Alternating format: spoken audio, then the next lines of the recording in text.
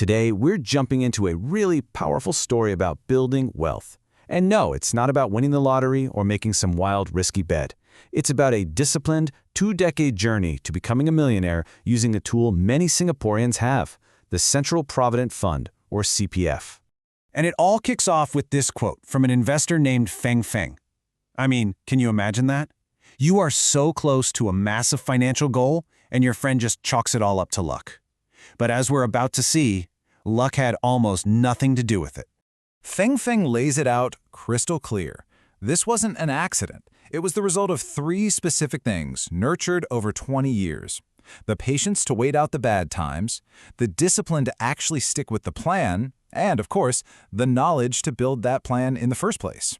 And you know, this quote from Warren Buffett just hits the nail on the head. The strategy itself, as you'll see, is pretty straightforward. The hard part, the not easy part, well, that's us. It's about fighting our own instincts, our fear and our impatience, year after year. Now, this is where the perspective gets really interesting. The way we look at CPF, a lot of people see it as a limitation, right? Your money's locked away until retirement. But Feng Feng flips that on its head and calls it its greatest strength, a forced discipline mechanism. Think about it. It's a system that basically hands you a 30-year investment timeline, protecting you from your own worst enemy, short-term panic. So how did this whole journey even begin? Well, it all came down to one single critical decision made a long time ago. Okay, so picture this. The year is 2007. Like so many Singaporeans, Feng Feng is buying an HDB flat. This very common moment, something thousands of people do, became the absolute fork in the road for this entire financial story.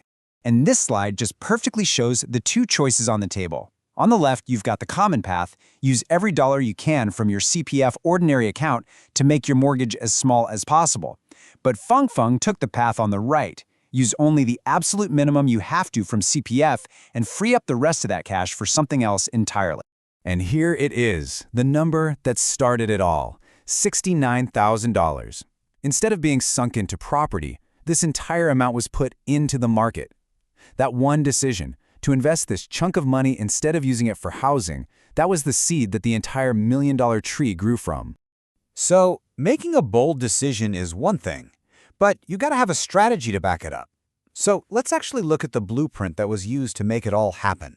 The plan wasn't some complex secret. It was built on three classic investment ideas. First, smart portfolio management, just making sure everything was diversified. Second, dollar-cost averaging, which is a fancy way of saying invest the same amount of money regularly. You automatically buy more when prices are low and less when they're high, without trying to be a genius market timer. And third, rebalancing, basically just giving your portfolio a regular tune-up to keep it on track. Simple, right? But so powerful.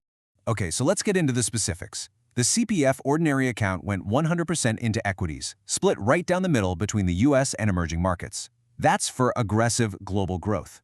Meanwhile, the special account, which already earns a higher base interest, was put into more stable, multi-asset unit trusts.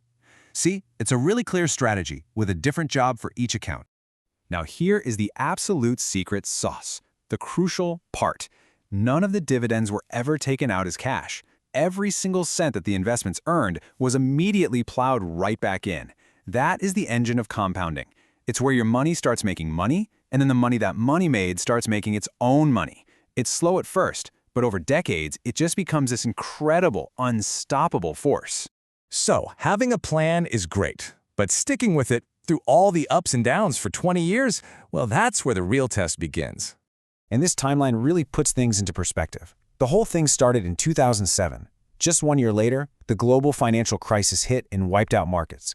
Then it had to survive the massive pandemic crash in 2020. This was not a smooth, easy ride up. This was a journey through some of the biggest financial storms in recent history. And that really brings us to the core message of this whole story. The thing stopping most people from this kind of success isn't that they don't know enough. The information is out there.